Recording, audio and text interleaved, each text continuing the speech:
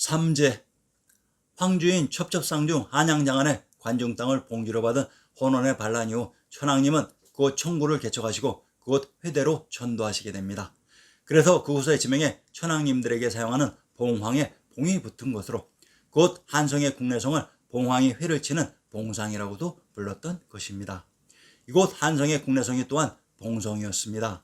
자, 그리고 혼원의 반란이 진압되고 오주의 시작인 소호금천이 등장했는데 그가 받은 봉지가 잠옷 엄청납니다.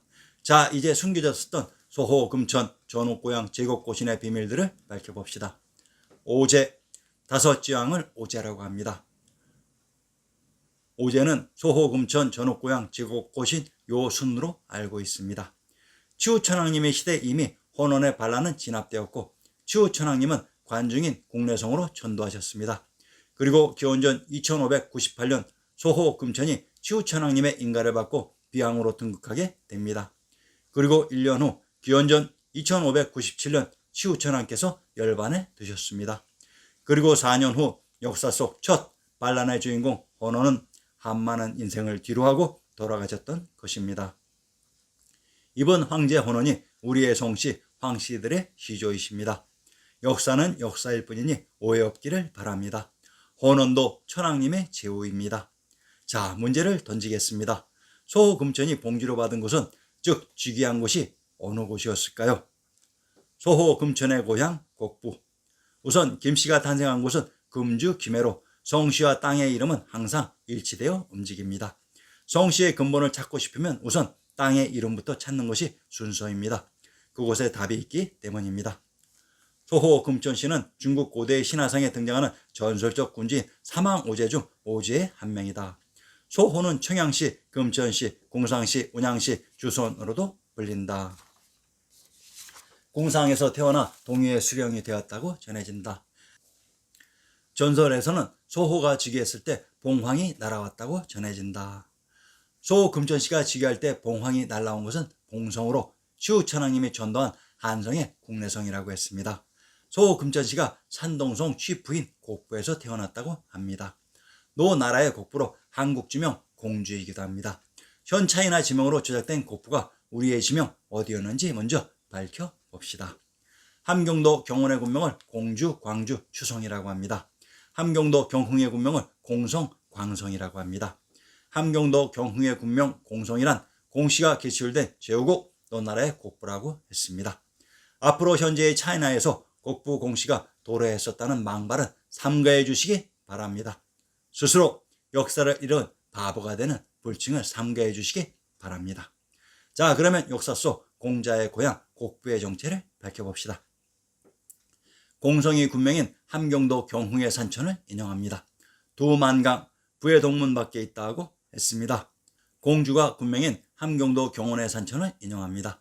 두만강 부의 동쪽 25리에 있다.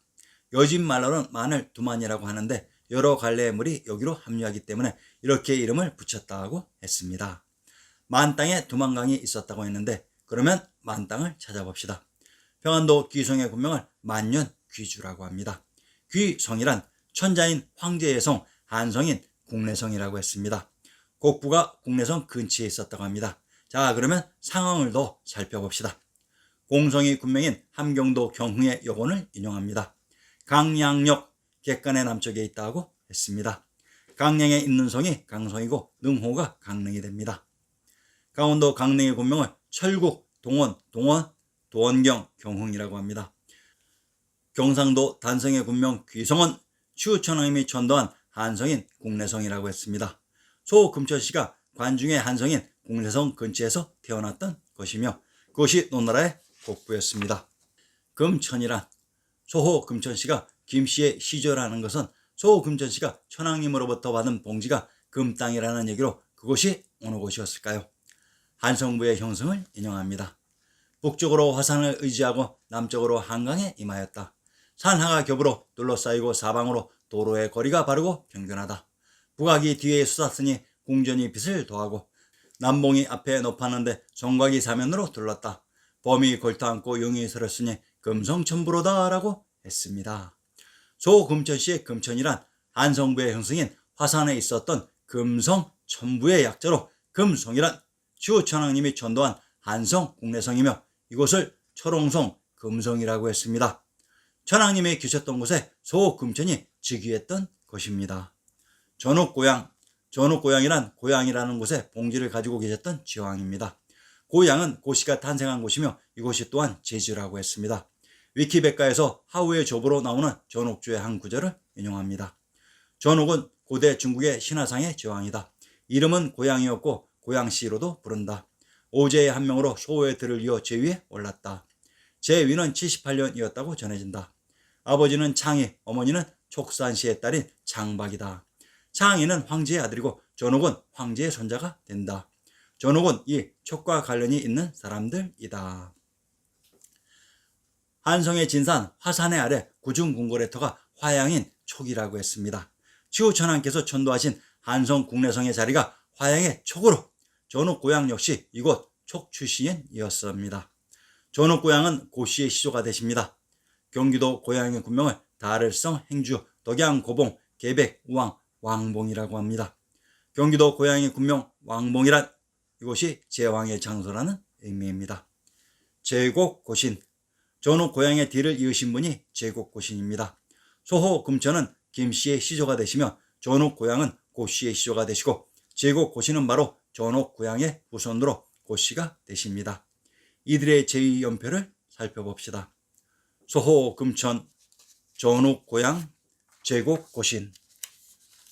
소호 금천, 전옥 고향, 제곡고신은 황제에 등극한 제위 연표가 상호 연결되어 일치하므로 이들은 천왕님의 봉선에 의해 황위를 이었던 것으로 이들 소호 금천 전옥고향 제곡고신이 황제로 있었던 곳이 천왕님이 계셨던 불이 부도성인 한성의 국내성이었습니다.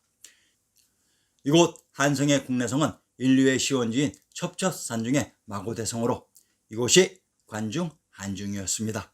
자, 이제 3제인 소호 금천 전옥고향 제곡고신이 있었던 장소의 비밀을 밝혔습니다.